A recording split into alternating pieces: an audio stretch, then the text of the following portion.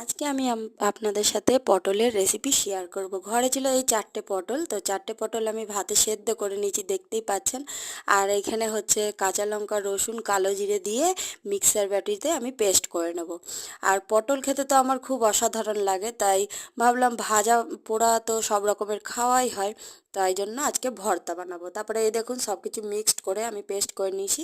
এরপর কড়াইতে অল্প সর্ষের তেল দিয়ে, যেহেতু ওটাকে আরেকটু ফ্রাই করতে হবে, তারপরে এখানে গোটা জিরে নিয়ে নিলাম, কারণ কালো জিরে আমার কাছে আর ছিল না।